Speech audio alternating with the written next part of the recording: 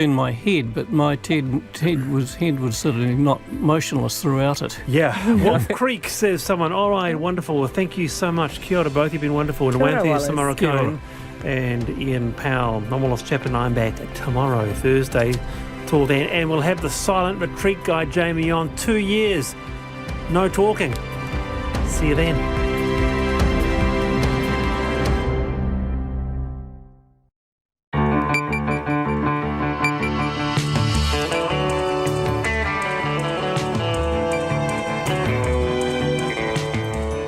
Whakarongo mai koe ki te reo irirangi o Aotearoa. This is Checkpoint on RNZ National. I'm Lisa Owen. Haere aki nei, fears Fiji's COVID crisis is spiralling out of control.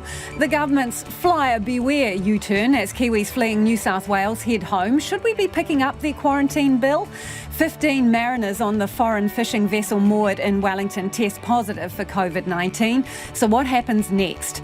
The biggest shake-up in Pepe healthcare in 25 years is unveiled. Bad news for first-time buyers as winter fails to cool the red-hot housing market. Parliament's set to crunch the numbers on cryptocurrencies. The large-scale search for toa, the orphaned Orca's whānau, stretches right across Aotearoa. RNZ News at 5. Kia ora, ko Susana Leata with DNA.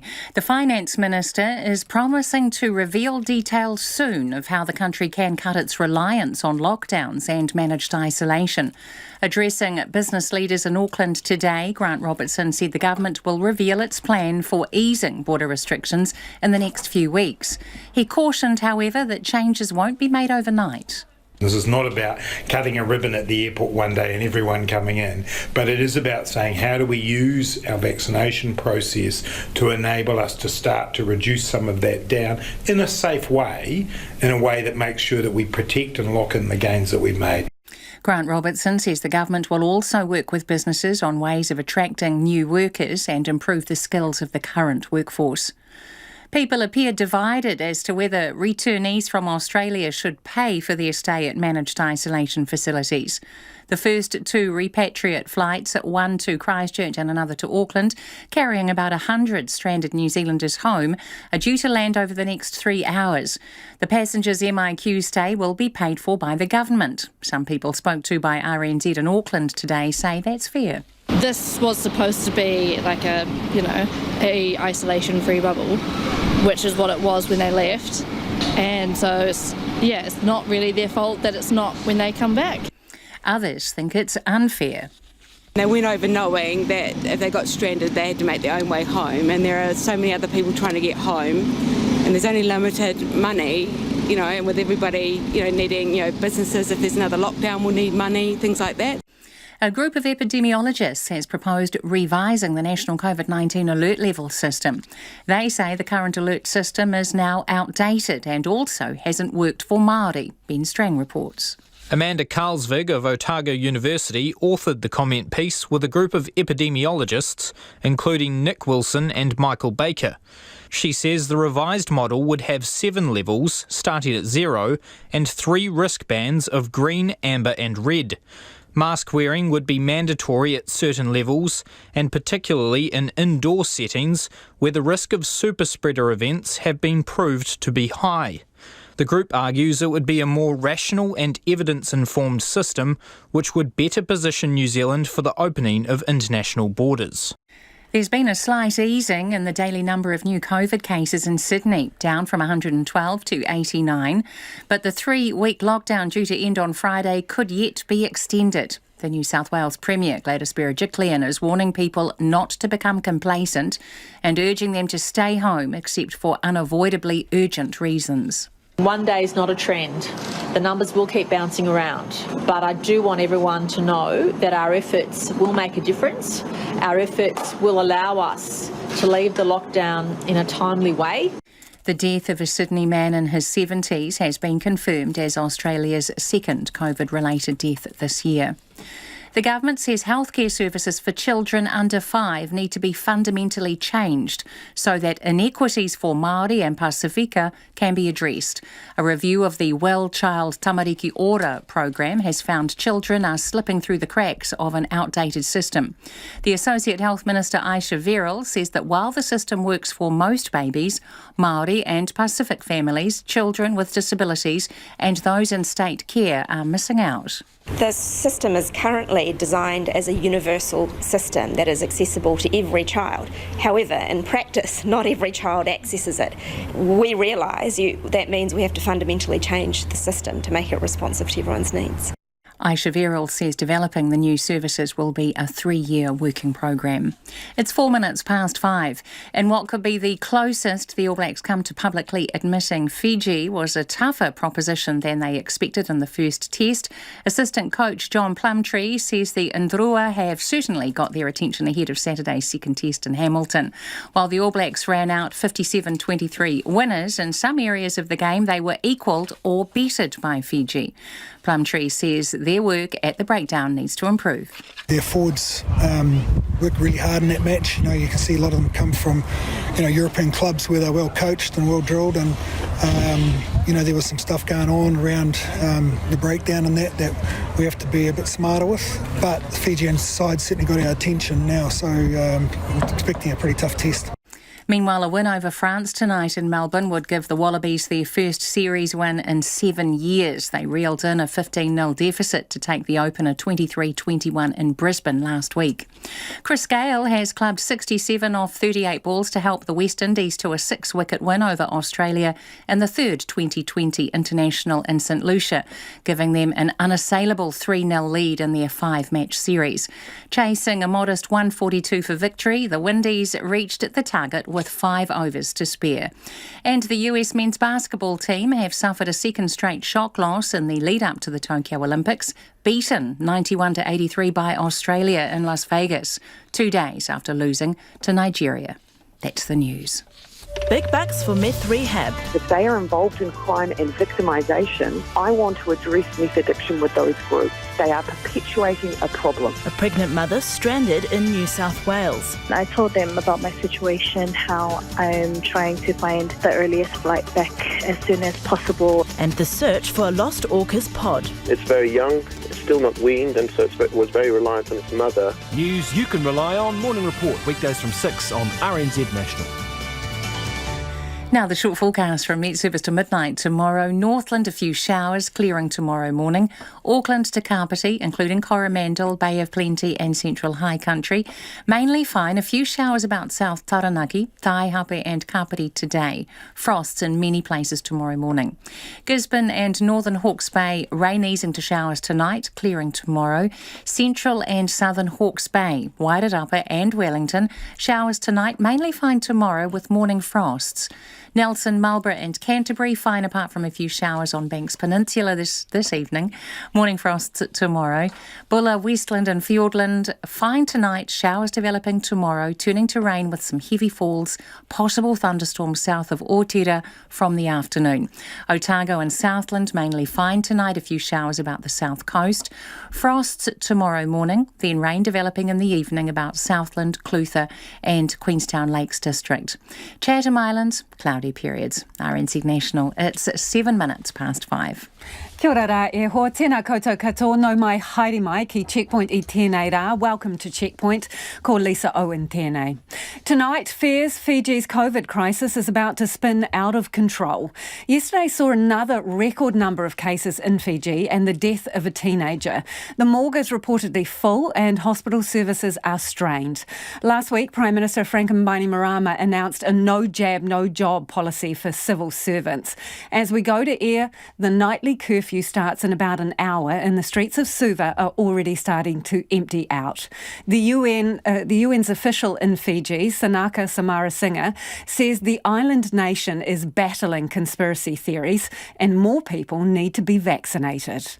There is a great deal of concern, of course.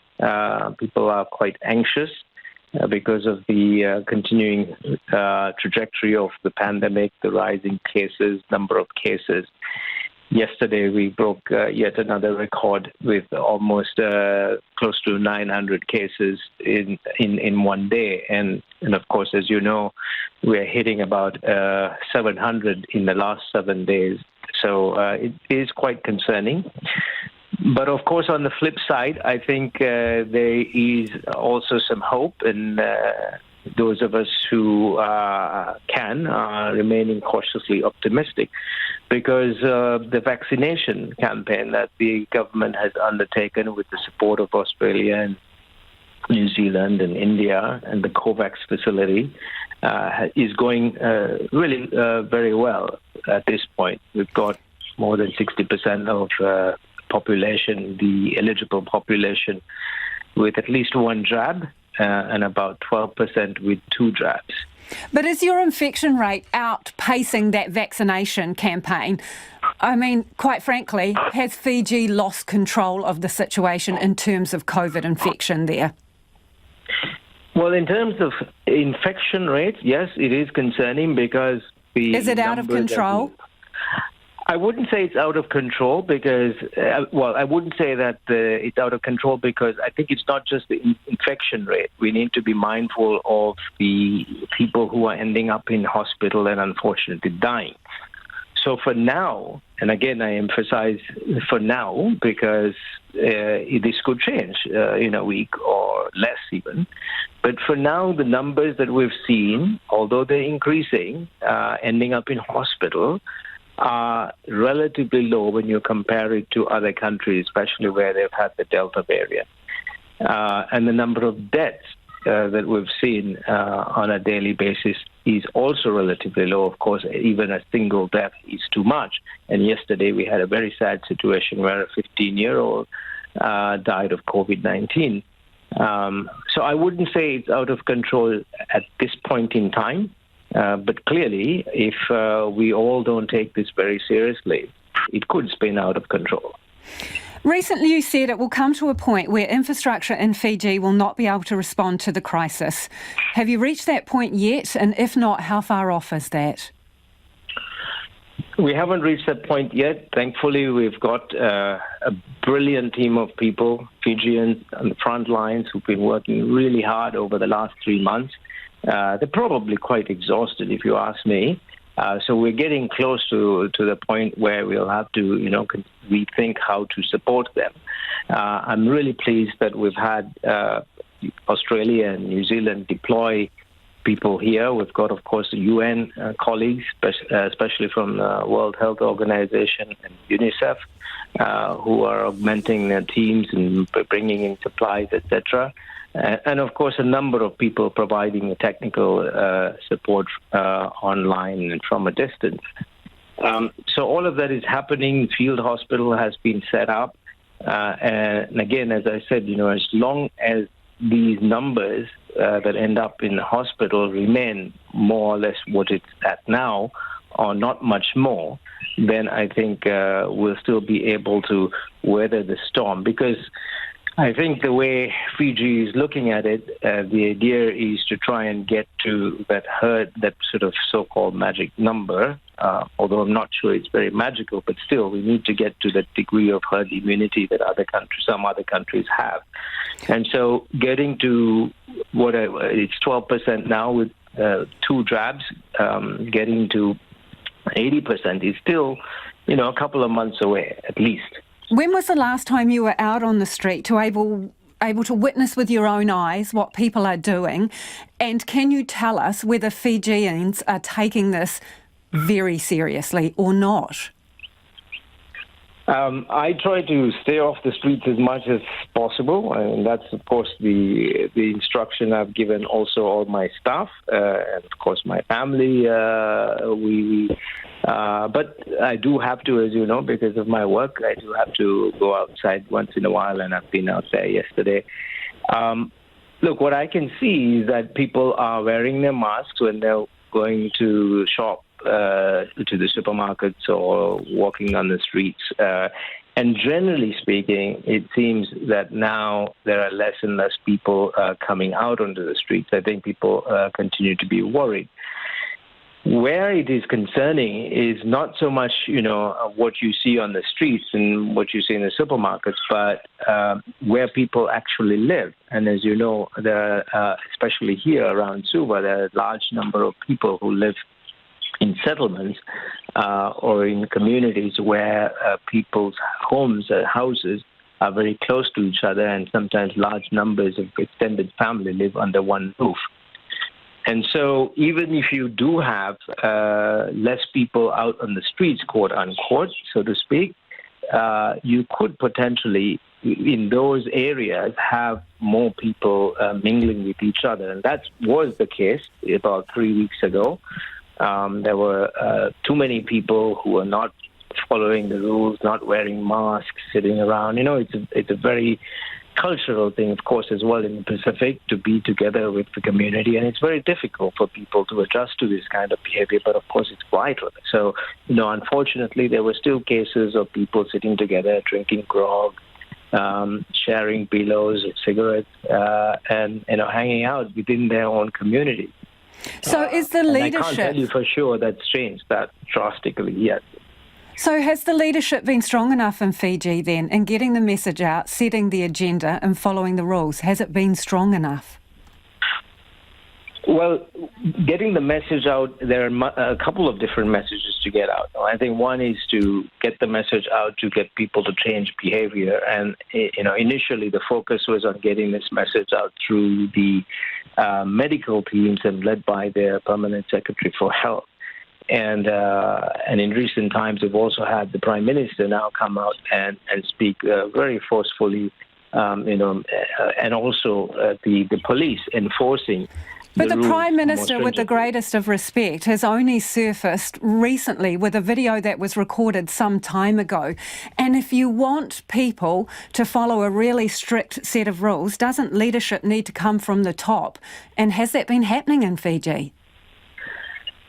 The way that the decisions are made, Prime Minister and the whole of Cabinet have been engaged with the Permanent Secretary of Health every day from the outset. And we've been part of it as well as the UN and the World Health Organization. But I agree, it's really important that, especially here in the Pacific, that people hear their leaders speak out. And I think it's not just the Prime Minister, though. I mean, it's really important that all of us who have any kind of leadership role speak out a lot more. I'm talking about people in politics across the board, in other parties. I'm talking about church leaders and community leaders. And that's one of the things that we've tried to support the government to do, is to get sort of broad buy-in and get people's voices out. And you probably have seen that. One of the key challenges that we face at the moment is the anti-vaccination campaign. And unfortunately, there are certain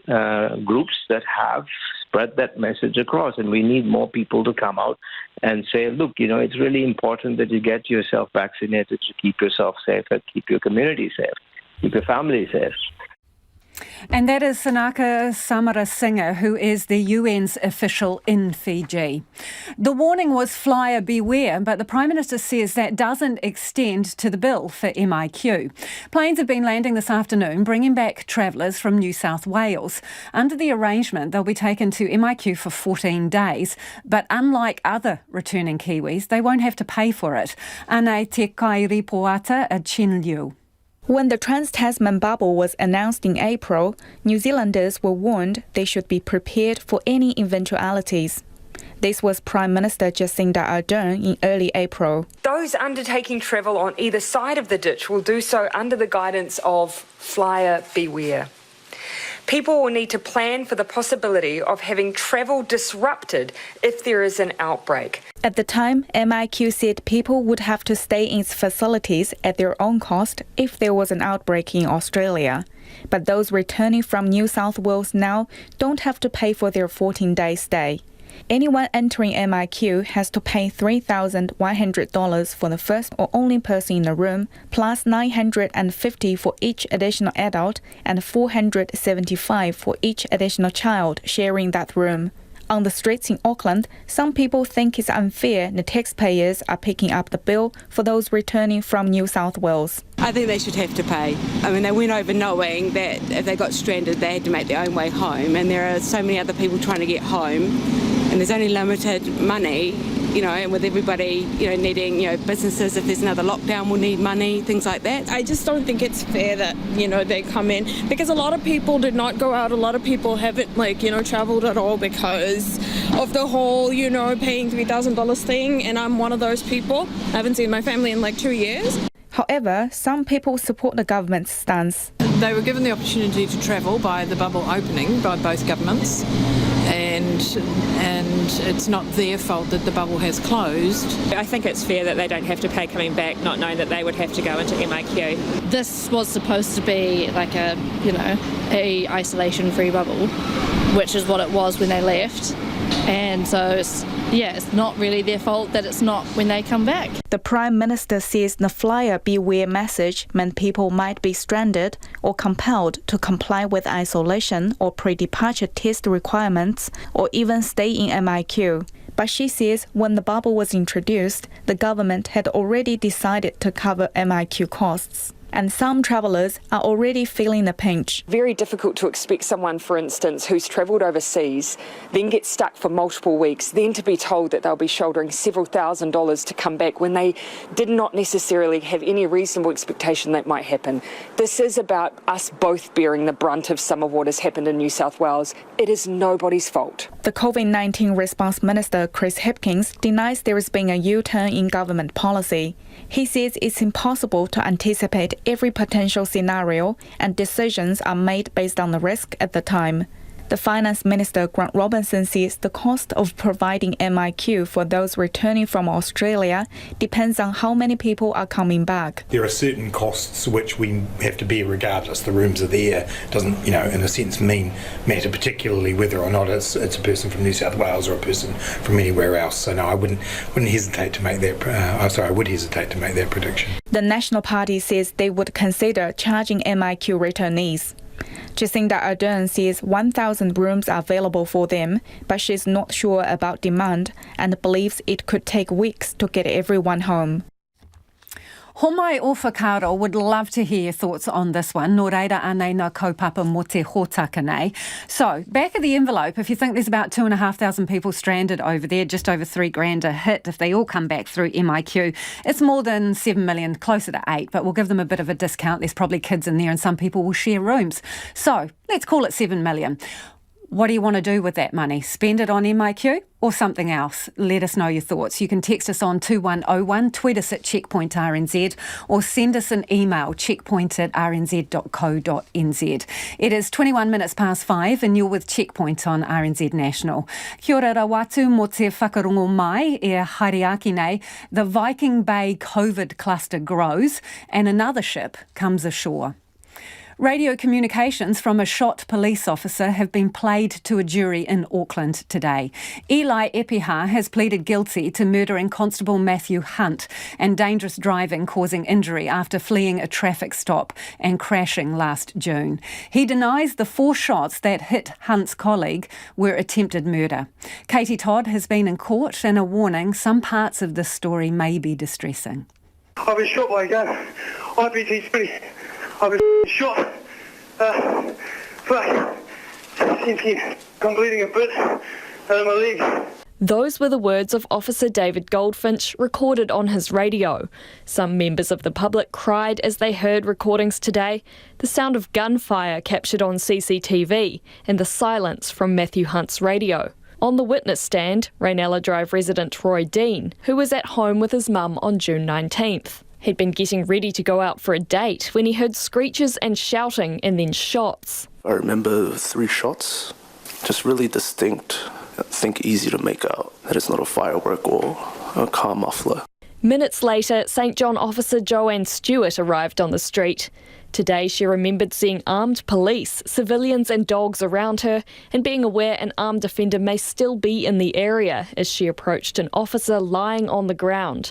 It was David Goldfinch, who had been shot 4 times. Ms Stewart said he had a graze on his hip and 2 jagged-looking puncture wounds on his leg. He was calling out in pain, but we managed to get him up off the floor by supporting him on either side onto the stretcher, which we put adjacent to him. At hospital, she said paramedics avoided letting Goldfinch see his colleague Matthew Hunt, who had been shot in the back.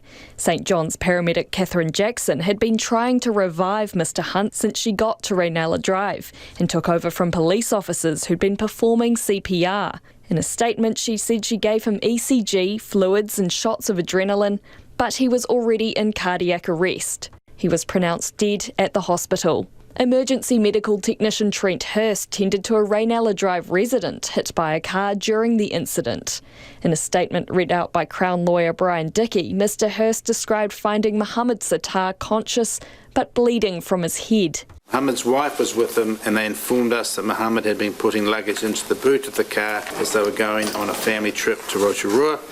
Mohammed couldn't recall if he was hit by the car or what happened, but all he could remember that he was leaning in the boot and then being dragged back into the driveway by his wife. Detective Sergeant Corey Brown was the officer in charge of the scene. He arrived before the paramedics, when the engines of the police car and crashed car were still running. He said his first priority was preserving life. Later, he had to work out exactly what had unfolded on Raynella Drive. Photos were placed before the jury, who were told where bullets, casings and damage were found. Mr Brown said bullets hit a driveway and a fence. One lodged in a gate, others hit a tree and punctured the wall of a house. The trial is expected to take up to 3 weeks. 15 mariners on the foreign fishing vessel Viking Bay, which is now moored in Wellington, have been infected with COVID-19. The Spanish flag ship arrived in Wellington yesterday and the 15 fishermen are now holed up in a quarantine facility in the city. Meanwhile, another Spanish flagged ship has been to shore in New Plymouth today to have its crew tested, with almost everyone on board experiencing flu-like symptoms. Ko taku hoa and nai ko Ben Strang, and Ben is in our studio in Te Whanganui Atara. Kia ora, Ben. Is there anything more that we know about the Viking Bay and its crew at this stage? Kia ora, Lisa. Well, there's, as you say, 15 of the 20 crew are now in managed isolation. The 5 that are remaining have stayed on the Viking Bay at Queen's Wharf in Wellington. They are allowed to remain on the ship because they're negative, have tested negative so far for the virus. At this stage, one of those 15 who have tested positive, they're one of the first 2 cases who tested positive over a week ago. They tested positive and were found to have the Delta strain. At this point, today, they were going through the genome sequencing for the remaining cases to find out exactly what strain some of these other cases may be. You'd bet your bottom dollar that it's highly likely that some of these people have the Delta strain, just based on how transmissible that strain has been and the sheer number of cases there have been. I did ask the Ministry of Health if they are going to be doing extra testing of those extra 5 people who are left on the ship. Usually it's just a day 0 and a day 3 test for people as they come to shore, and then a day 7 test, whether they would maybe test them daily based on the number of these tests. That is something that it appears is going to be looked at. Given that we've jumped from 2 cases to 15, quite a high number, are health authorities still confident that this is a low risk to the community? Yeah, it appears so. Based on the measures that they put in place as they came to Wellington, as they came to port, they put in obviously a lot of measures as I mentioned yesterday as they came to shore. There were a lot of security staff, police there. They had fully vaccinated staff on shoreside to run things as people came to shore. The health staff were fully vaccinated, all wearing PPE. As I say, there were centre port staff who were the linesmen helping to bring the ship to shore. Centre port actually told me that the linesmen who came to help them came to shore. The 2 linesmen, they are now actually going into 7 days of isolation just as an extra precaution. They went straight home after helping bring the ship to shore. So they're going through extra measures to try to ensure that the public safety is there, that this can't get out into the community.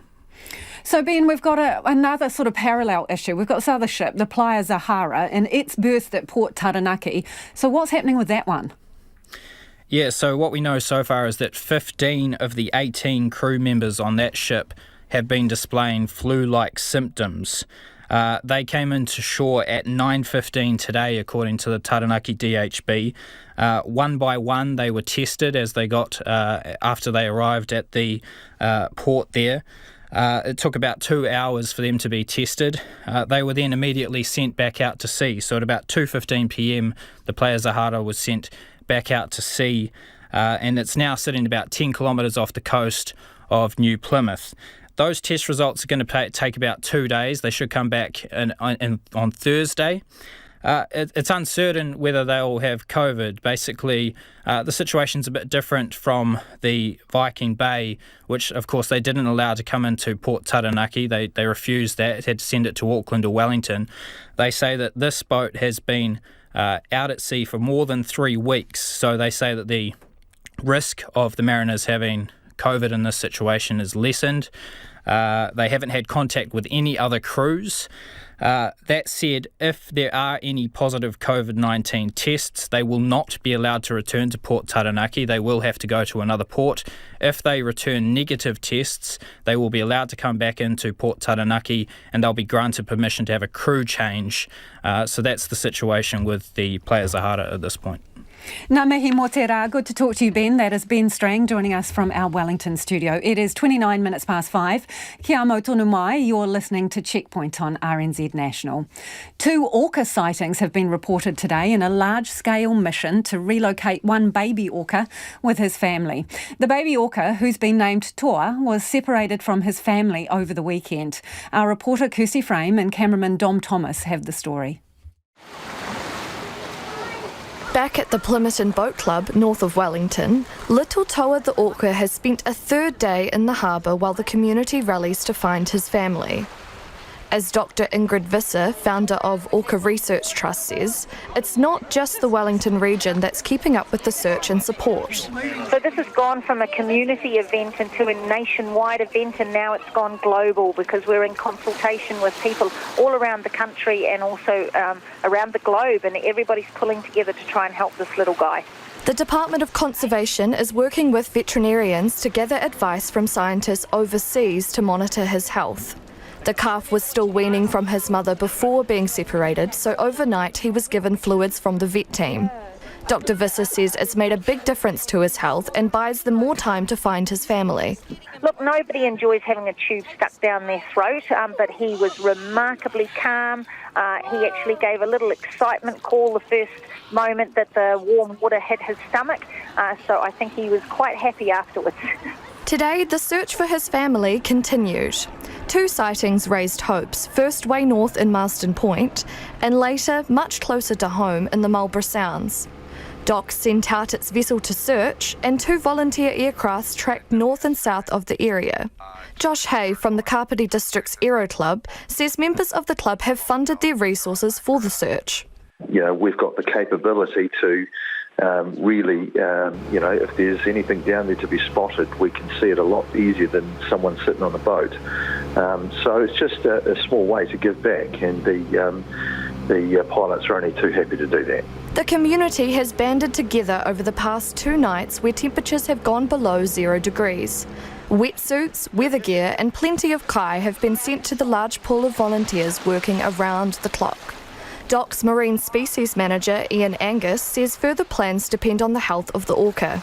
Obviously it depends on the welfare of the calf, and that's something we're monitoring carefully.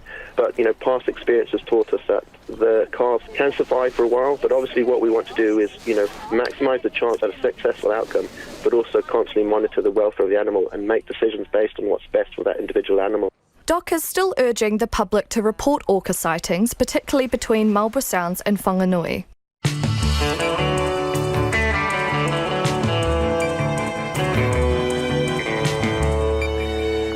te iwi e haere nei e a checkpoint. Parliament is to mine all there is to know about cryptocurrency. Why?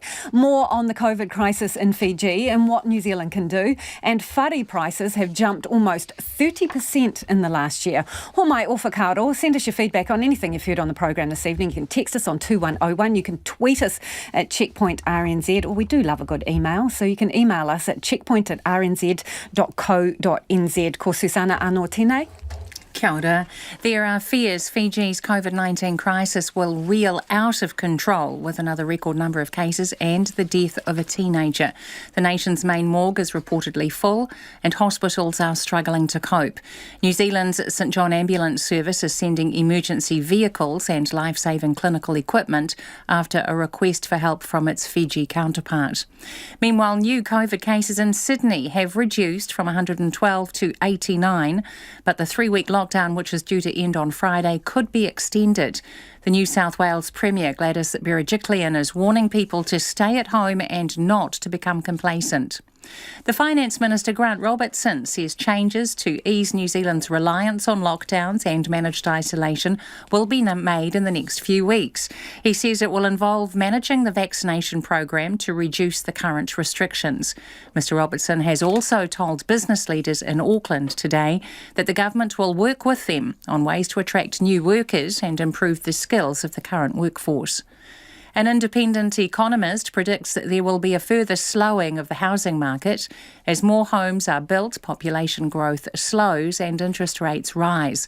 The Real Estate Institute's House Price Index, which measures the changing value of property in the market, rose 30% in the year ended June. The national median house price increased 29% to $820,000. But Cameron Bagri, the managing director of Bagri Economics, says recent monthly movements show the market is already easing. The Athletes' Village is officially open for the Tokyo Olympics 10 days before the Games begin. 18,000 competitors will stay on the site, which contains 21 residential buildings. The athletes will be subject to strict coronavirus prevention measures, including daily testing, and will not be allowed to move freely outside the village. Those are the latest news headlines from RNZ National. Our next news and weather update is at 6. Thanks, Susana. No mai hoki mai. If you're just joining us, this is Checkpoint. Ko Lisa Owen tēnei. Ko taku hoa anai ko Nona Peltier, who's in the studio to talk about the business news. Let's start with the food prices, right? News you can use. So upwards, pricey veggies, is it? Very pricey. In fact, the largest rise for vegetables in over 4 years. And that pushed up the increase from the month of June over May, 1.4%. And when you look at it over the year, it's 2.8%.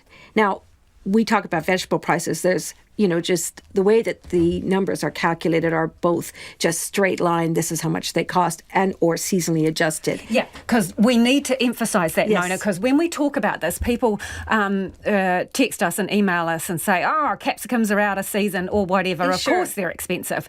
But so that they know, Yes. these are seasonally adjusted prices. Yes, so right. that takes that into consideration already. Right. So the vegetable prices rose 15% in June. But if you adjust for the seasonal adjustment, it's an 8.5% increase. And 8.5% is still a very big increase. It's chunky. It is.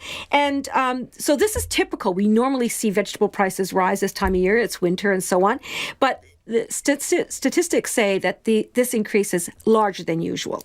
And so, for example, the only fresh vegetables to drop in price this season has been the kumara, pumpkin, and mushrooms. Everything else is up.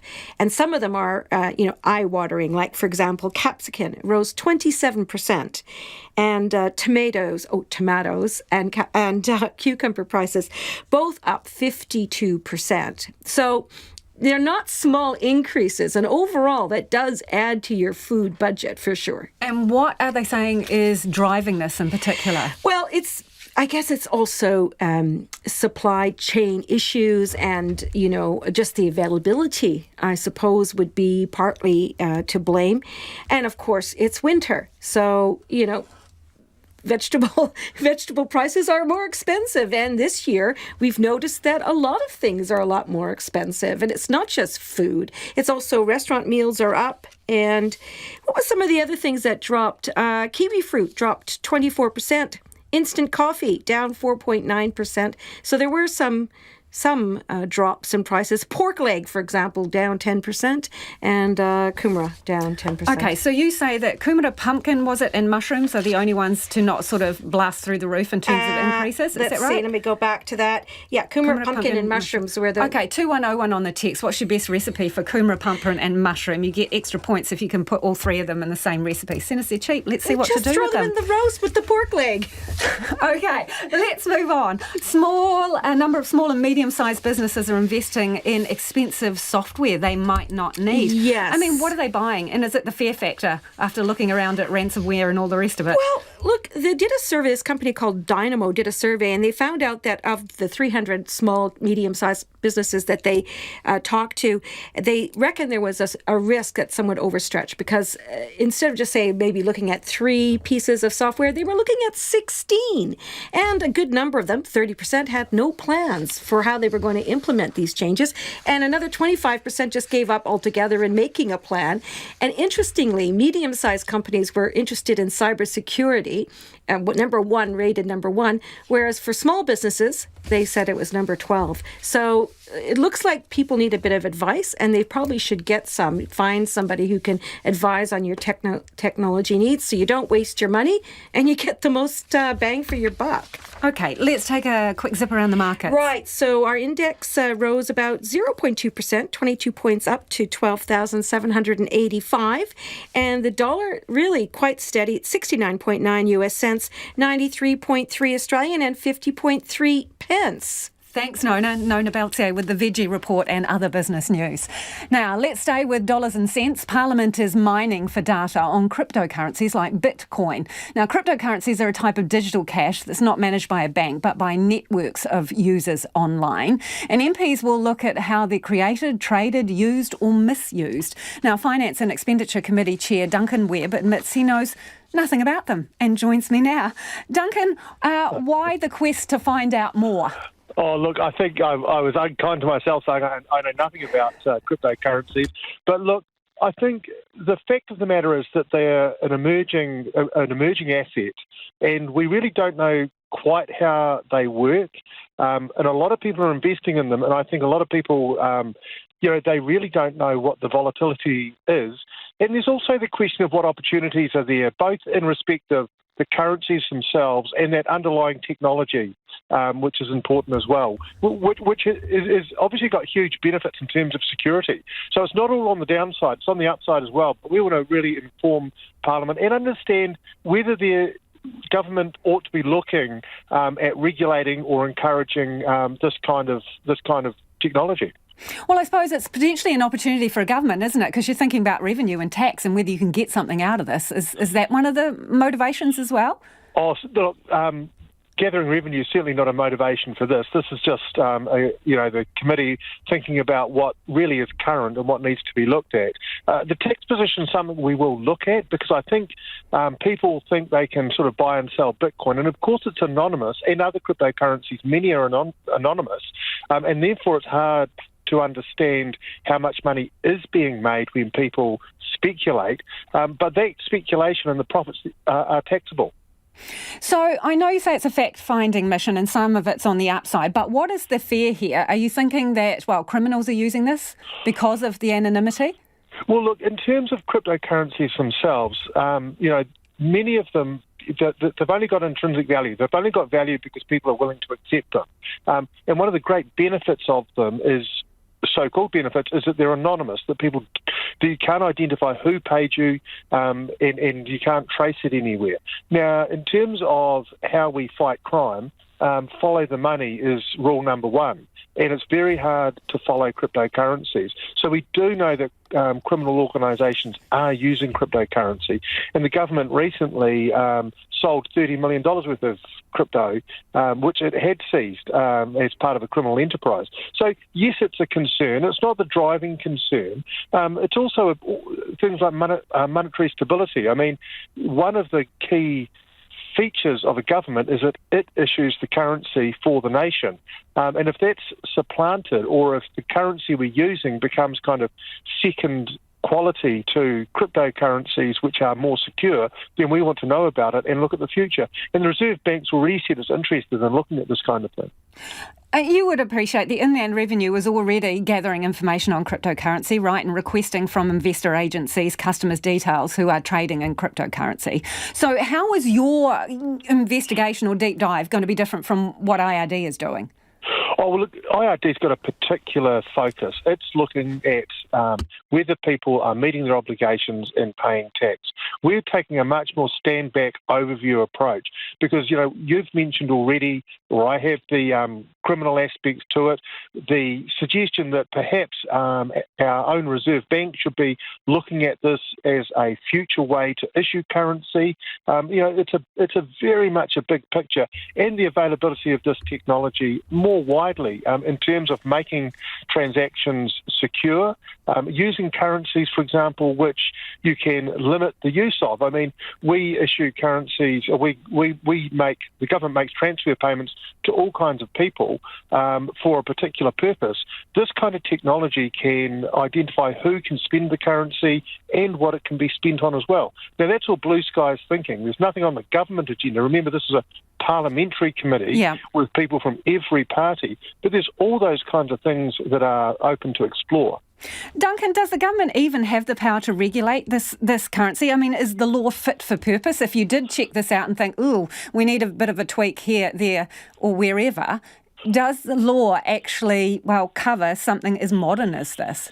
Well, and that's exactly, I mean, that's the point, that we do want to look at both what cryptocurrencies are and understand it better from a parliamentary sense, but also understand whether the law that currently governs it is fit for purpose and whether work needs to be done.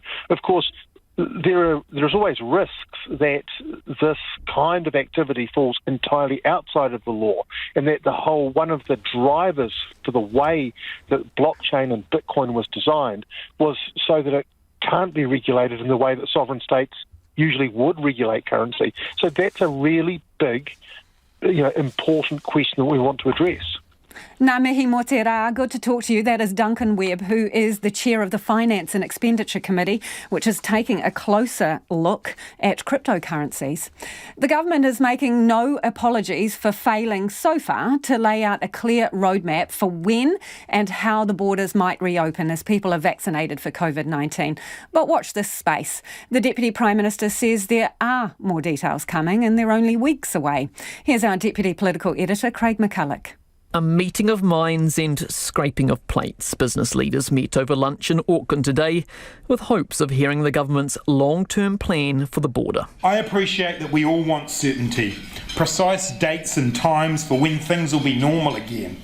We'll try to give you as much of that as is possible, but it's not easy in a fast-moving pandemic, and we don't want to mislead you or send signals that see you make decisions that you'll regret. It wasn't the level of detail from Grant Robertson many businesses were hoping for, but there was a commitment. We will, as we have throughout COVID-19, keep providing updates, keep listening, and keep responding decisively and swiftly. But some say they deserve more. For months, opposition and business voices have been calling for a long-term strategy for answers to the big questions. When will vaccinated travellers be able to skip the stay in managed isolation? What level of vaccination will be required, and what other restrictions, if any, might they face? Michael Barnett from the Auckland Chamber of Commerce says it's not too much to ask. For me, there's any number of opportunities that we're just missing out because there's a void there. The ACT Party's underwhelmed too. It points to the Australian government, which this month unveiled a 4-phase roadmap out of the pandemic. ACT's Deputy Brooke van der Velden says New Zealanders are sick of being left in the dark. New Zealanders are looking for certainty. There are businesses in New Zealand that have been struggling who want to know that this government has a plan to help us move forward. They either don't have a plan at all, or they don't think we're adult enough to listen to it. But hold up, there is the glimmer of a plan on the horizon. The government has tasked a team of experts and modellers to consider how restrictions might be eased as vaccination rates increase. Grant Robertson says their work will be made public in the coming weeks. We've been getting advice about that. We'll share that advice and we'll share our response. It won't be a return to complete normal to the world before COVID-19. But it will be a step closer. New Zealand has been successful in shutting down and locking out the virus, but opening up may prove even more challenging. It is 13 minutes to 6. I'm Lisa Owen and you're with Checkpoint on RNZ National. And Moriaki i ngā pita kōrero. After the news at 6, why New Zealand needs a revised COVID alert system. House prices have jumped almost 30% in the last year, according to new data from the Real Estate Institute. But one economist says hidden within that are telltale signs things are starting to slow down, and an interest rate rise may be the story of the coming year. Timothy Brown has more. Nationally, the median house price reached $820,000 in June, a 29% rise on 12 months prior. Auckland continued to break records as its median house price hit $1.15 million last month. The Real Estate Institute's chief executive, Jen Beard, says the usual winter slowdown just hasn't eventuated. Our expectations are usually that we will start to see a slowdown over the winter months, but this June house prices have continued to defy expectations, with every region across the country experiencing an annual uplift. The Institute's data shows demand remains hot, with more than 7,000 residential properties selling last month, the highest for a June in the past 5 years. That is coupled with the lowest median number of days to sell a property since 2016, as it took just 31 days on the market for homes to sell last month. We absolutely have a classic supply and demand challenge at the moment. There are very few properties available on the market to sell, and demand is really strong. The government made moves in March in an attempt to dampen down the housing market. But Kiwibank senior economist Jeremy Couchman says they haven't had the hoped impact. The moves that were made on tax and lending restrictions, they seem to be having some impact, but it's quite muted, much more muted than what I think many had hoped. We'd expected that this would probably be something that would take some time to build as investors sort of weigh up their options in the market, but it certainly hasn't brought the market to a grinding halt at all. So we saw sales activity pretty solid in the month of June, and house price growth just continues to truck along. He expects house price growth to ease from here, but potentially slower than expected. Cameron Baggery, Managing Director of Baggery Economics, reckons the market has started to ease. Of course, you can hide an awful lot in annual numbers. So if I have a look at the monthly movement, or what we've seen over the past 3 months, the market's still pretty strong, but it's definitely eased. And recent monthly movements have shown the market going from a gallop to a canter. If we talk the last 3 months, house prices are up 2.4%. You multiply that by 4 to get an annualised movement, well, you're up about 10. Now, 10 is still a really strong market, but it's not telling the same sort of story in regard to the annual movement, which is up 30%. The government has signalled its intent to move on housing affordability, increasing the Reserve Bank's toolkit to assist in that endeavour. The property market at the moment is probably in that category of too much of a good thing. We want the property market to be sort of going up, but when you see your property prices moving up at 30%, that doesn't just become an economic issue. It becomes a pretty wide-reaching social issue in regards to housing affordability, the growing gap between the has and the have-nots. Cameron Baggery says a lot more houses are also being built. Population growth is down, and with a rise in the official cash rate likely, a further slowdown in housing prices is possible. Possible sightings of orca pods have raised hopes a young orca may be reunited with his family. A large-scale mission is underway to relocate the baby orca Toa, who was separated from his family over the weekend. Teams have been out searching for 3 days, while the community in Plimerton and Porirua has been doing what it can to help the orca. Ian Angus is DOC's Marine Species Manager and joins me now. Ian, what can you tell me about the pod sighting? Whereabouts is it, and how do you know it's this guy's family? Thanks very much for Alliance call. So we took a sighting earlier on today of a pod of Orca out towards offshore of Aramati, slightly north of Wellington. So we sent a dock boat up there to try and locate the pod. The sighting fitted the description of the pod that was around Pautanui Inlet on Sunday. So we think it's the same one, but we just can't confirm it at the moment. Obviously, the biggest challenge we've got at the moment is it's getting dark. We're probably going to call off the search for the pod tonight. But first thing in the morning, we'll start again. And really, we're looking to public to report any sightings to us. And really, any imagery you've got of a pod of Orca in the Wellington area would be grateful, but also a sense of direction. So, yeah, really, really positive. Hopefully it's the right pod. The number fitted the size, but we just can't confirm it at the moment. And we've got, the darkness is beating us for now. OK, Ian, let's take a positive spin on this and for the moment assume that you're tracking the right whānau, right? How would you then get the little guy reunited, because they're quite a way apart? Yeah, so obviously that's going to be one of the challenges. At the moment, we're focused on, the objective of reuniting the calf into its pod.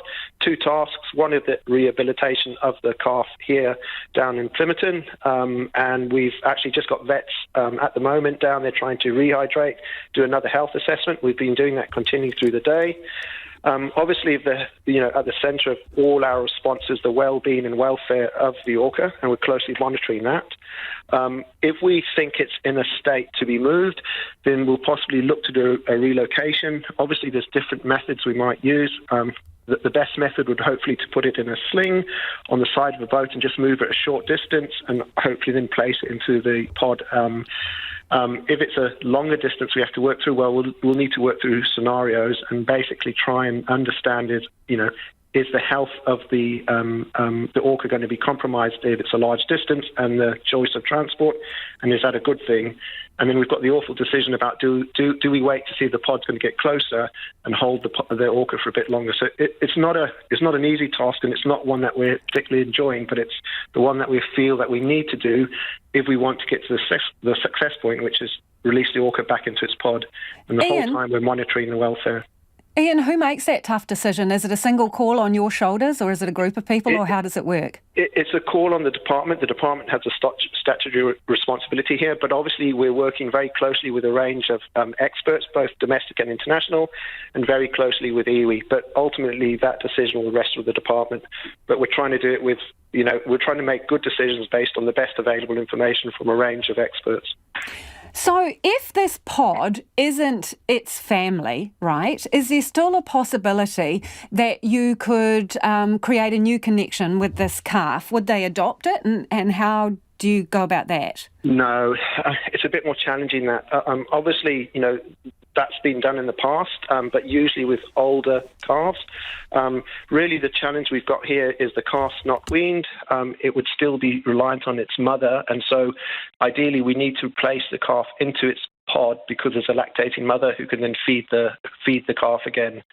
And so that's one of the challenges we've got here is, it's not so much that the calf can survive on its own at the moment. It's got health issues, but also the fact it's not weaned is a big challenge for us. So I heard that you're rehydrating it, giving it water, but what about food? Can you feed it in any way if it was relying on mother's milk in essence? We could try shortly. At the moment, we're just basically trying to stabilise the calf. In stabilising it, we're trying to reduce stress, but try and keep it hydrated. Doing the health assessments. If at some point we feel that we can give it some sort of nutrition, some sort of milk, we'll take expert opinion about the best way of doing that, and then decide if it's worthwhile trying that, or will it create new problems with us and new stresses for the calf. So it's a really difficult job that we've got here in making some of these tough calls. Really appreciate your time, Ian. Best of luck. Ian Angus, who is DOC's Marine Species Manager, talking there about the Orca separated from its mum. The British Prime Minister is pushing ahead with plans to lift all COVID restrictions early next week and get people packing the pubs again. In the UK, 87% of adults have now received their first dose of a COVID vaccine and 2/3 have received a second. But with the infection rate accelerating, some scientists say Boris Johnson is taking too big a gamble. The ABC's Samantha Hawley reports. If not now, then when, is Boris Johnson's mantra. We've come to a stage in the pandemic when there is no easy answer and no obvious date for unlocking. But his language has softened. For months, he's promised once the COVID restrictions were gone, they'd be gone for good.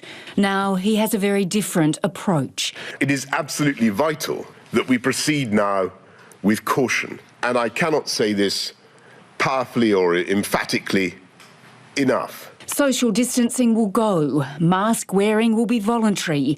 The pubs will be full to the brim again. The West End packed. And it will be back to the office. If we were now to delay this fourth step, for instance, to September or later, then we would be reopening as the weather gets colder and as the virus acquires a greater natural advantage. Sarvad Javed is the new Health Secretary, leading the return to a pre-COVID world. There will never be a perfect time to take this step because we simply cannot eradicate this virus. Don't be fooled. This is not a nation out of trouble. While 2/3 of adults will have been double vaccinated against COVID by next week, the infection rate is soaring. Across the UK, there are already around 30,000 new cases a day. That will rise to 100,000 before the warmer months have finished. Gabrielle Scally is a professor in public health. It is a gamble, and it is too big a gamble. We shouldn't be gambling. Dealing with COVID is not something you can play roulette with. They might be right, there's a possibility, but the risk is absolutely not worth taking. If serious illness and death and hospitalisations are avoidable, we should be avoiding them. More than 100 British scientists have joined forces to label the reopening plans as an unethical experiment in mass infection. But the British government has been clear. It's taking the decision because while there will be millions of people who will contract the virus, the vaccination program will mean the hospital system will not be overwhelmed. Sarvad Javed again. While we know there are risks with any decision, this is the most responsible decision that we can take. Well, this issue of returnees from New South Wales and whether they should pay for MIQ is really polarising. Dennis has got in touch to say I'm a hard-working Kiwi and am extremely disappointed about the Prime Minister's political U-turn. Hard to feel truly part of the team of 5 million when my taxes are subsidising MIQ for the upper classes who went to Australia for an Aussie suntan rather than supporting New Zealand citizens and COVID-ridden rest of the world return home to live. The holidaymakers knew the risk. Dennis, people getting a suntan, does that include ones who are visiting family that maybe they haven't seen in a while, or new grandkids or new children? Just wondering on that one. Someone else, Brian, says charge for MIQ, give the money to the nurses. Another person, Patrick, though, reckons people caught by a bubble change should not pay for MIQ. A bubble means a bubble. If outside sources change the rules, that is not their fault. They still have to bear the inconvenience. RNZ News at 6, ngā mihi nui ko Susana Leata tēnei. The United Nations representative in Fiji says anti-vaxxers present one of the country's biggest challenges. A record number of 873 new cases was recorded in the latest 24-hour monitoring period, and none of the 3 latest people to die with the virus was vaccinated.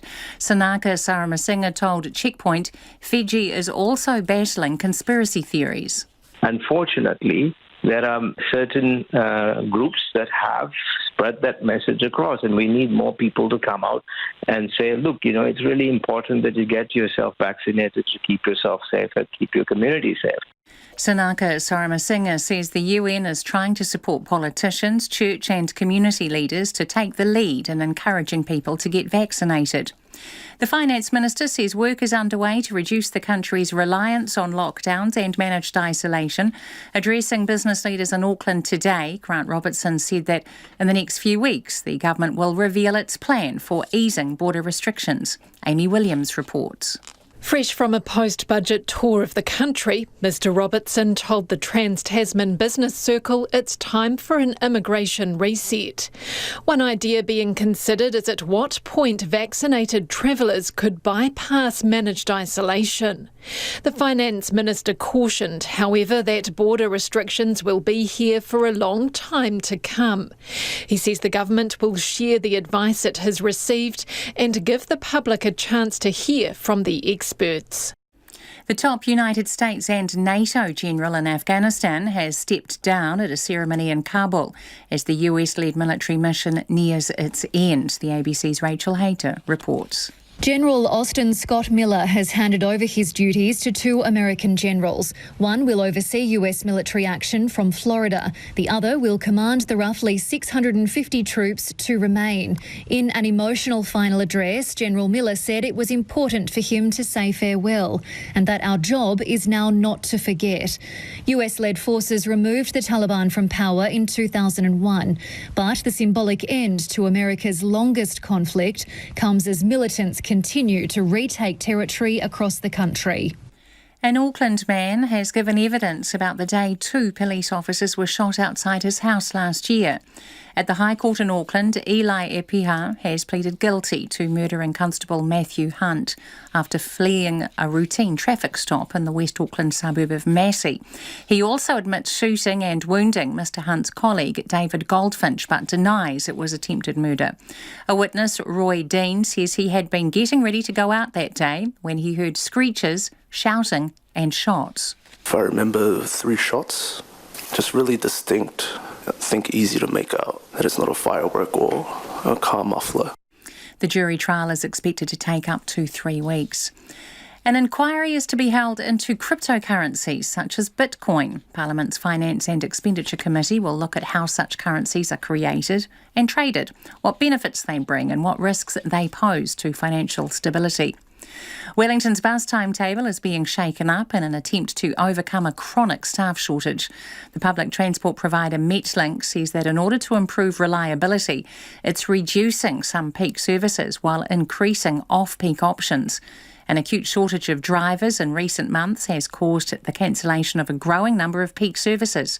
Metlink says COVID-19 has prevented it from recruiting from other countries, while at the same time staff have been staying home if they're sick. The changes are also designed to ease the burden on drivers by reducing split shifts. The new timetable will take effect on July the 25th. It's 6:04. The All Blacks end-of-year tour has been finalised. They'll open against Wales and Cardiff on October the 30th before playing Italy, Ireland and France. Meanwhile, the Wallabies play France tonight in the second test in Melbourne, where a win would give Australia their first series victory in 7 years. They won the first test 23-21 in Brisbane last week. The England football team have rallied around the 3 players racially abused since the side's shootout defeat by Italy in the European Championship final. Captain Harry Kane has told those behind the abuse of teammates Marcus Rashford, Jadon Sancho and Bukayo Saka, "You're not an England fan and we don't want you." Manager Gareth Southgate has also spoken out about the abuse. Is unforgivable, really. I know a lot of that has come from abroad. You know, the people that track those things have been able to explain that, but not all of it, and it's just not what we stand for. Meanwhile, it's emerged that British Formula One driver Lando Norris was mugged after attending the final at Wembley. His $80,000 watch was stolen as he approached his McLaren sports car. Chris Gale has clubbed 67 off 38 balls to help the West Indies to a 6-wicket win over Australia in the third 2020 International in St Lucia, giving them an unassailable 3-0 lead in their 5-match series. Chasing a modest 142 for victory, the Windies reached the target with 5 overs to spare. That's the news. Tonight on Night's Smart Talking from Wanaka on how to improve democracy, Tony Stamp samples the cocktail of beats and mysticism that is the music of Green Tea Pang, and our geographer Louise Richards and fellow guest Dr. Caroline Orchiston discuss the AF8 project. That's Alpine Fault Magnitude 8, getting ready for the big one. And haven't we had enough big ones already? On Nights with me, Brian Crump, after the news at 7 on RNZ National. The short forecast from Met Service to midnight tomorrow. For Northland, a few showers clearing tomorrow morning. Auckland to Kapiti, including Coromandel, Bay of Plenty and Central High Country. Mainly fine, a few showers about South Taranaki, Taihape and Kapiti today. Frosts in many places tomorrow morning. For Gisborne and Northern Hawke's Bay, rain easing to showers tonight, then clearing tomorrow. Central and Southern Hawke's Bay, Wairarapa and Wellington, showers tonight, mainly fine tomorrow with morning frosts. Nelson, Marlborough and Canterbury, fine apart from a few showers on Banks Peninsula tonight. Morning frosts tomorrow. Bulla, Westland and Fiordland, fine tonight. Showers developing tomorrow, turning to rain with some heavy falls. Possible thunderstorms south of Ortida from the afternoon. Otago and Southland, mainly fine tonight. A few showers about the south coast. Frosts tomorrow morning. Rain developing in the evening about Southland, Clutha and Queenstown Lakes District. For the Chatham Islands, cloudy periods. RNZ National at 7 minutes past 6. Kia ora rā, e hoa no mai hoki mai. If you're just joining us, this is Checkpoint, ko Lisa Owen tēnei. New Zealand's 4-stage COVID alert level system is no longer fit for purpose, according to a group of epidemiologists. The 6 experts say while the system was a highly effective part of our pandemic response, it's not kept pace with new evidence and more sophisticated responses to recent outbreaks or the needs of Māori. They're proposing a 7-level alert system, starting at 0, meaning everything's basically normal, heading up to a level 6, which is a lockdown forced by an uncontrolled community outbreak. Ko taku manuhiri nei, ko Professor Michael Baker, who is one of the epidemiologists proposing the new system. Tēnā koe, Michael. Kia ora, Lisa. So why do you reckon we need 7 alert levels and not 4? Well, in fact, this is a naught which we've got at the moment. So we've effectively got a 5-point system at the moment. So this would be adding 2 more levels in the middle, and that is because the system we had was very well orientated towards lockdowns. It had 2 lockdown levels or circuit breaker levels, and it only had 1 level in the middle, if you like, and that is where you're trying to stop the spread but not have people stay at home. And this is we'll hopefully never leave this level again and never have a lockdown again, and that means really being able to do a lot more in that zone, and that means really considering how this virus is spread and how you stop it. And we know it's largely spread indoors as an aerosol, and it only takes fleeting contact.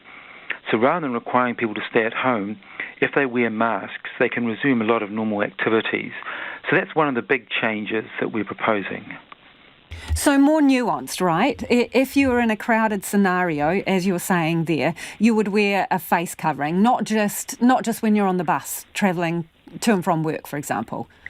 That's right, and in effect, we've kind of done this in the past, but we haven't done it very explicitly. And I think the public's quite confused about mask use. And what it would suggest is you have a level which is this where there's moderate risk, where you'd wear masks in public transport and other public settings, and also in healthcare settings. There'd be a level above that where you had widespread mask use, and then the additional level after that would be where you have that, and in addition, you stop people travelling out of the hotspot, if you like. And we've done all this in the past, but we just haven't done it very explicitly. So you mention in the commentary with this study that, well, the current system is not really fit for purpose for Māori. Why? Well, firstly, the elimination approach is very pro-equity if we can continue, and I think we will be able to continue to keep the virus out of New Zealand. But in other respects, the current system, which requires a move to stay-at-home orders as a major part of it, is very tough on Māori, and it also interferes with normal employment and schooling and so on. So that's one of the concerns. And also, many Māori and Pacific people are more likely to be living in crowded, substandard housing. So it's really much tougher for them to have to stay at home for periods. And so we want to avoid that additional pressure. If we have this system, if we move to this system, we're currently involved in an on-again, off-again trans-Tasman bubble, right? And if we look at New South Wales right now, its idea of a lockdown is not the same as our idea of a lockdown. So do you need, for example, Australia to have exactly the same alert level that you are suggesting so that we're more in sync with each other? Yeah, well, I think that's a very good point. And ideally, we would have a lot more consistency across Australia and New Zealand. One of the difficulties, of course, is that Australia acts like 8 separate countries, as we've discovered, who all do things a bit differently. And that has made it actually quite hard to negotiate the green zone with Australia. But it is one of the great benefits, I think, of working with Australia, and now the Cook Islands as well, is that we can share these approaches. But one thing that's quite surprising is most of Australia doesn't actually have an alert level system like New Zealand. And I think that actually New Zealand's already ahead of Australia in many respects. But I think this, hopefully, if this system is implemented, it would be a chance to really discuss with Australia having greater consistency in this area as well. Have you floated the idea with the government yet? We have, yes. It's been discussed over many months. And particularly in the context of getting greater use of masks. And I think it's still a big gap in New Zealand. We haven't really embraced mask-using culture. And if you look, I think the real test, I think the clincher for us was the scare we had in Wellington 3 weeks ago, of course, with a traveller who was indoors and had 2,600 contacts or something of that nature. And then the following week, we went back to alert level 2 in Wellington, and that meant people were back at work in schools and indoor environments, and there was no requirement to wear masks in those environments. You just had to be a metre away from other people, or 2 metres, depending on the circumstances, and that's not enough to stop this virus. It doesn't respect the 1 or 2 metre rule. We needed to be wearing masks indoors in that situation. So I think the current system is not really fit for purpose if we're wanting to avoid and manage outbreaks without going into lockdowns in the future. Michael, we're almost out of time, but I'm curious, if you've been talking to the government about this for months, and it's a group of esteemed epidemiologists, and this is your advice, why haven't they taken it up yet? Well, it is a really good question, and I think hopefully now there's enough evidence that we need to change what we're doing in the future, given the more infectious variants and so on. But yes, I think there are unfortunately a number of areas where New Zealand has been, I think, quite sluggish, and I think it's particularly around mask use. So are they dragging the chain on this one then?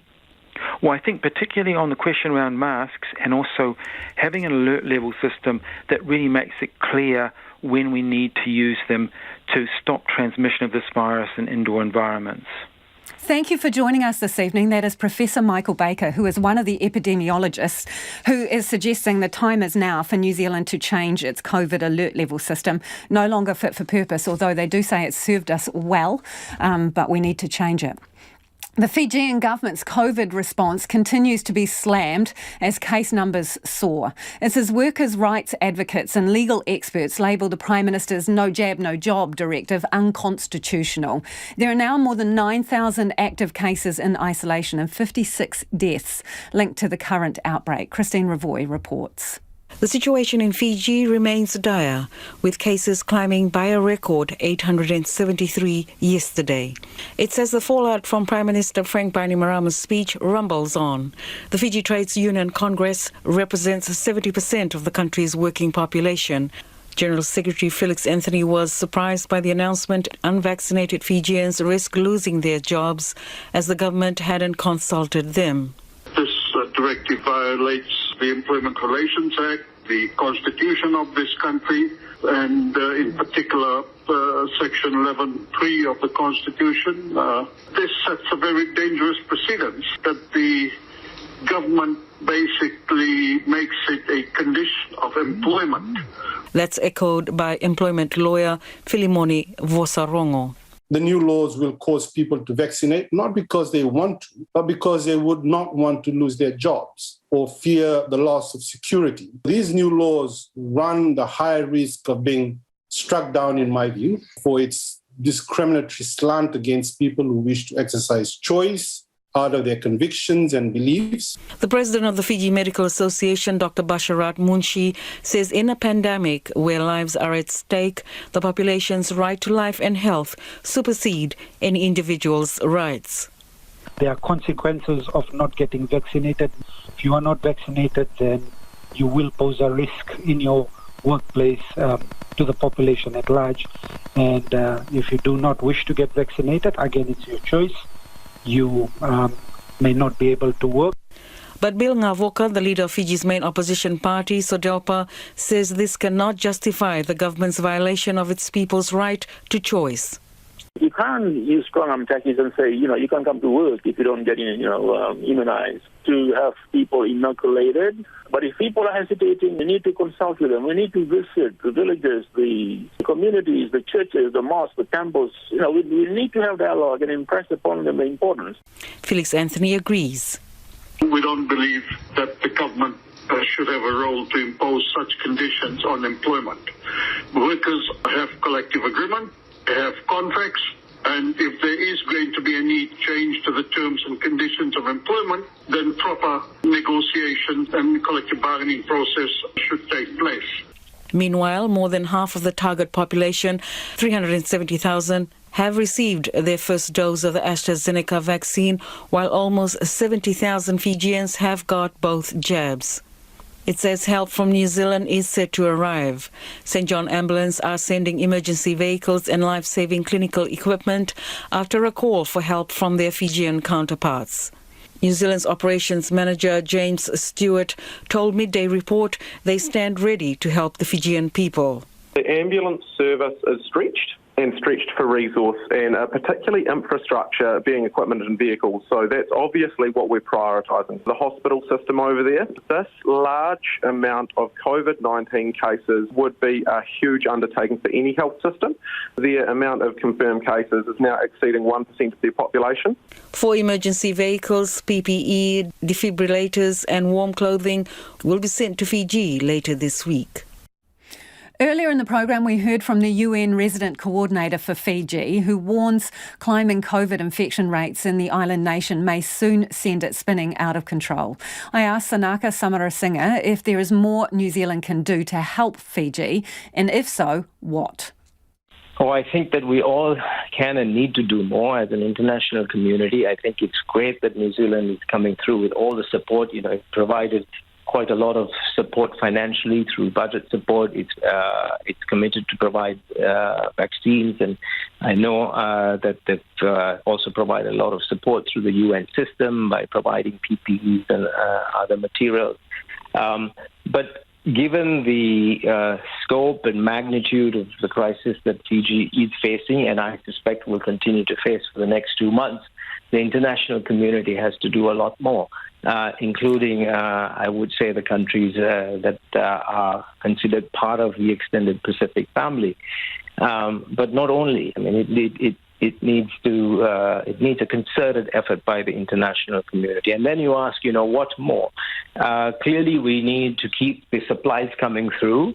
We need to ensure that the pipeline of vaccines is solid and it is delivered as planned and even faster if possible, because they're actually able to get those jabs in arms so long as we deal with the anti-vaxxers effectively.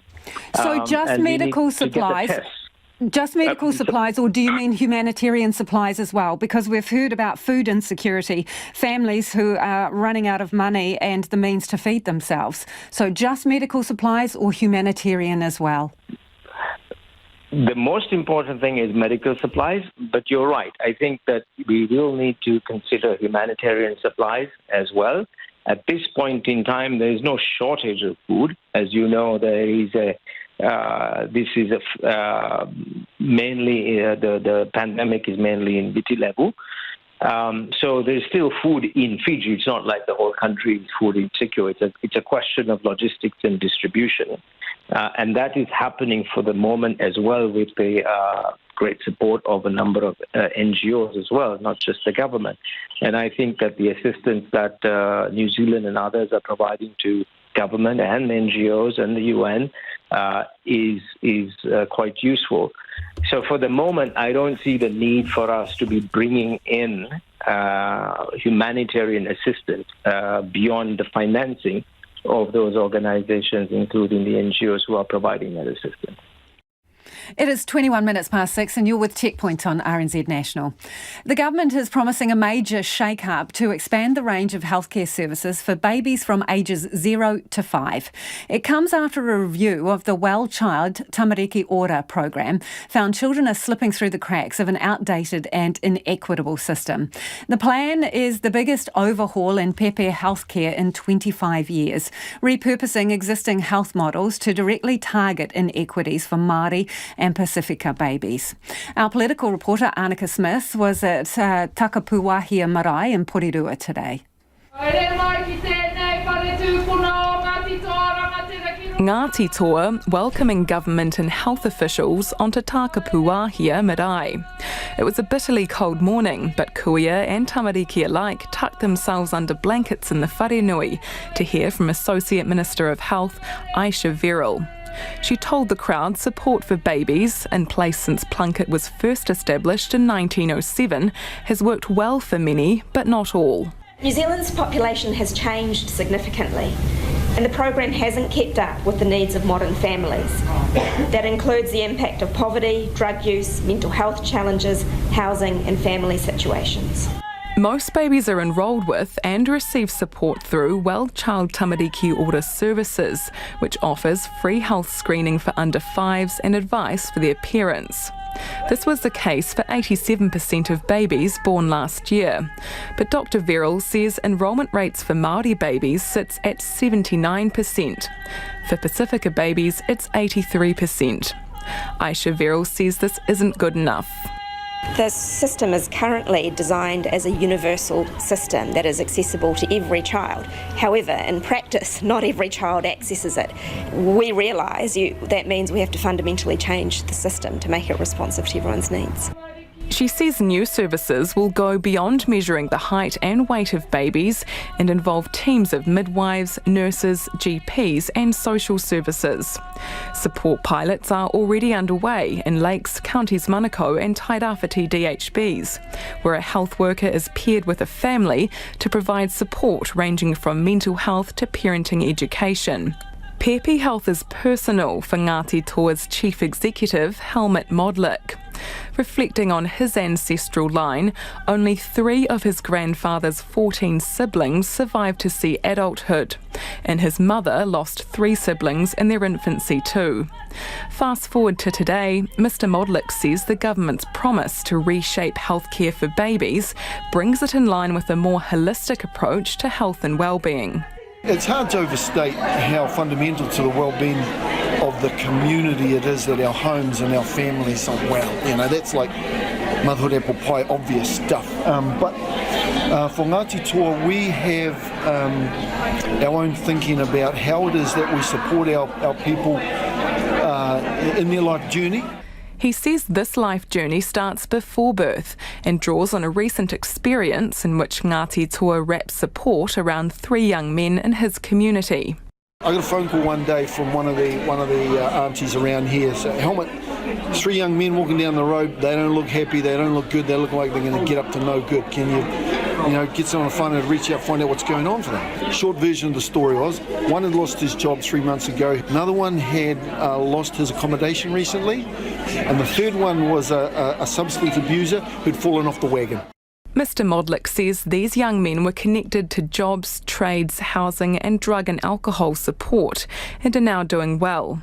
It's this sort of mahi, working upstream of problems, he now sees coming into healthcare for babies. See, that's Mauri order. See, it's the integration of both the familial personal network, that informal network, with the formal professional network, and the whole lot is an integrated ecosystem of support. Aisha Verrill says she sees developing a new system as a 3-year work program.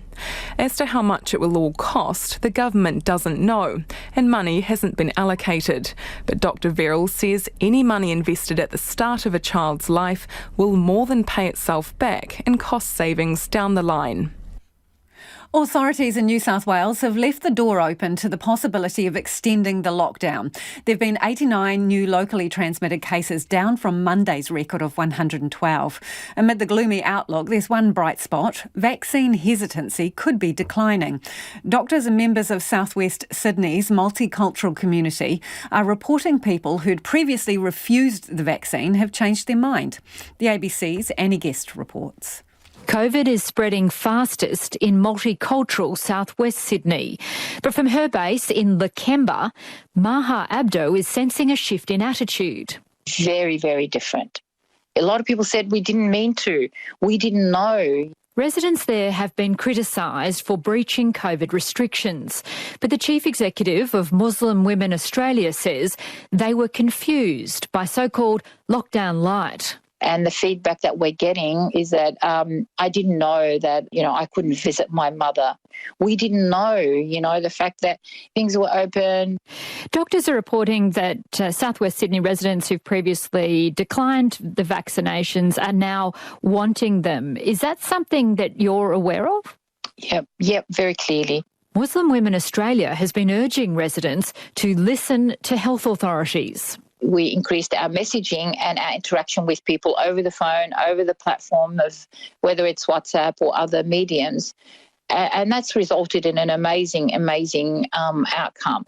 But with rising cases, many of whom have been in the community while infectious, and more hospital admissions, Professor Raina McIntyre is uncertain the outbreak can be contained. It's looking like it could get out of control, and the tipping point will be when we don't have the resources anymore to track and monitor every contact and to do the testing at the scale that's required. And also, of course, the health system, when ICU beds become full, which they may well become in a very short time, then we could be in trouble. Millions of additional masks and protective equipment are being rushed to Sydney amid fears frontline health staff could be exposed. Professor McIntyre, who's the head of the biosecurity program at the Kirby Institute, says most retail shops should shut. I think it would be better if only absolutely essential services were open, and that would be supermarkets, pharmacies and medical services. Should the lack of financial support factor into the decision to allow certain industries to stay open, or certain non-essential industries? Look, I think in the end, the federal government was responsible for the vaccination rollout and hasn't provided enough vaccines on time, and they should be really, helping out with the financial shortfall for people who can't work. The Health Minister, Greg Hunt, says economic and mental health support packages are coming. Some last thoughts from you all on MIQ and returning people from New South Wales. This listener says, I'm disgusted MIQ fees will be paid for people returning from New South Wales. So many of us have stayed home, stayed safe, being careful in order to minimise risk. People who have travelled have done it in full awareness they were going to have to pay for MIQ. Cancelling this now just sends the wrong message. Another listener says, what about our son in San Francisco who can't come back to New Zealand because MIQ is full? He's a geotech engineer who's in demand here but has been unable to book a slot in our MIQ hotels. Scott's got in touch. Kumara, pumpkin and mushrooms are the vegetables that have got stable prices at the moment. Asked for a recipe. He reckons roast the vegetables for a salad, chuck in some feta and balsamic. Delicious. I agree, Scott. What are our buddies up to first thing tomorrow morning? Ko te kaupapa tuatahi a pōpō on First Up from 5 o'clock tomorrow morning. New Zealand's hospitality workers say it's no longer a viable career path with low wages, long hours and very few incentives. Kaua e wariwari te atatero I a motu kōrero. Check out our stories online. RNZ News headlines at 6:30. The United Nations is urging Fiji's leaders to encourage people to get vaccinated as it labels anti-vaxxers one of the country's biggest challenges. The Finance Minister Grant Robertson has told business leaders that a plan for easing border restrictions will be revealed in the next few weeks. A witness has told an Auckland jury that